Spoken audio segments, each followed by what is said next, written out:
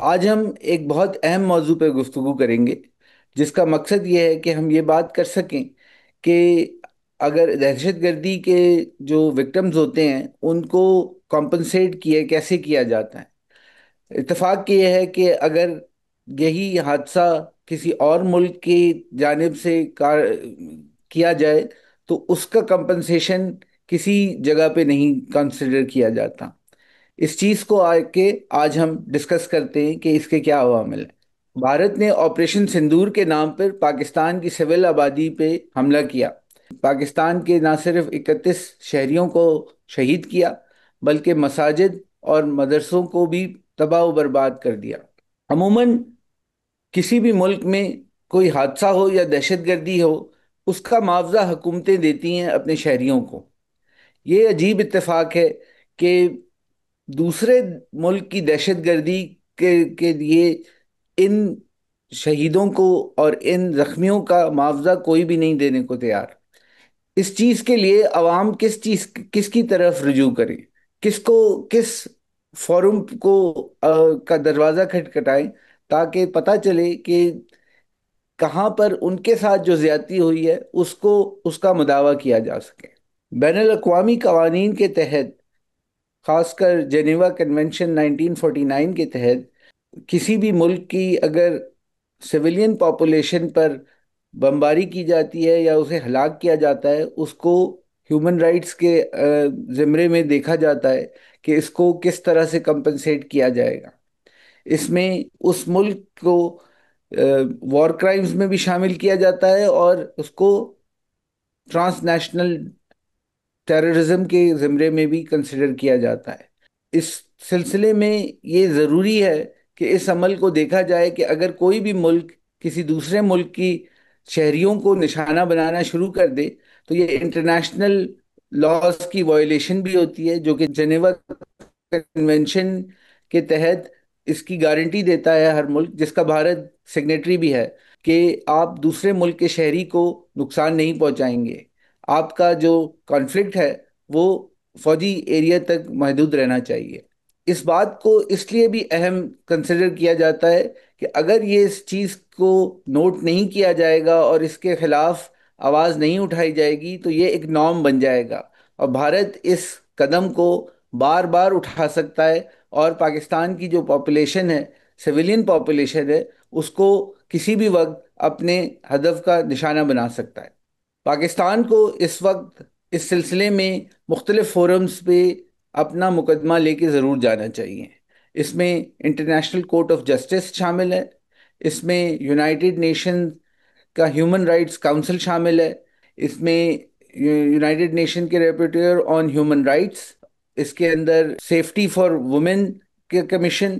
اور transnational commission against terrorism کا بھی دروازہ کھٹکھٹانا چاہیے۔ اس سلسلے میں پاکستان کو ہر وہ پلیٹ فارم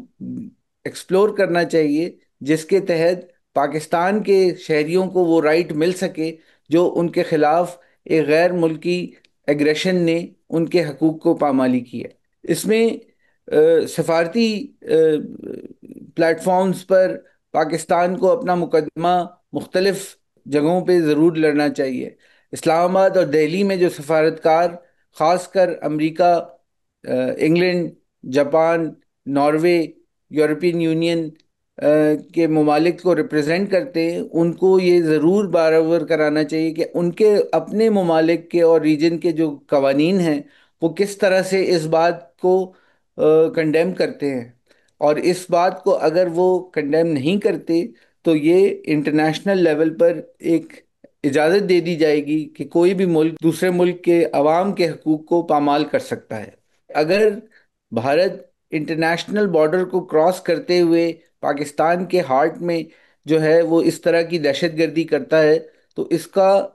احاطہ اس لیے بھی بہت ضروری ہے کہ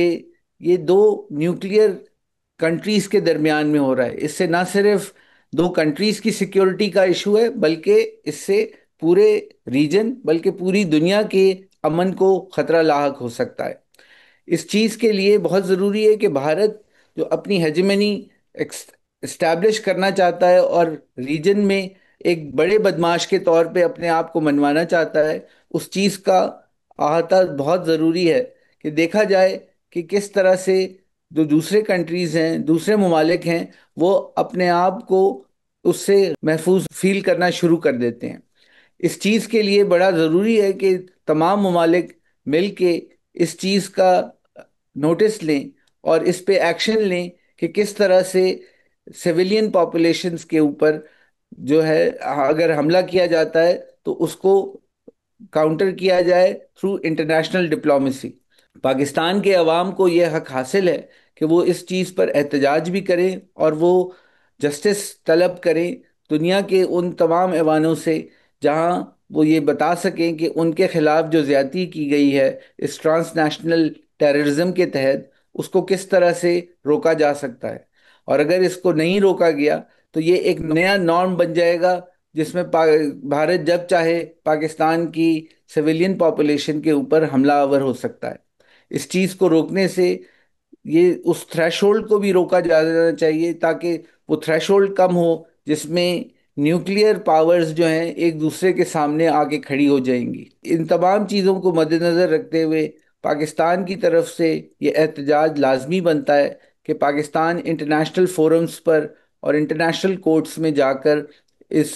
اپنے مقدمے کو لڑے۔ ان سب کے ساتھ اجازت دیجیے عامر جہانگیر کو خدا حافظ۔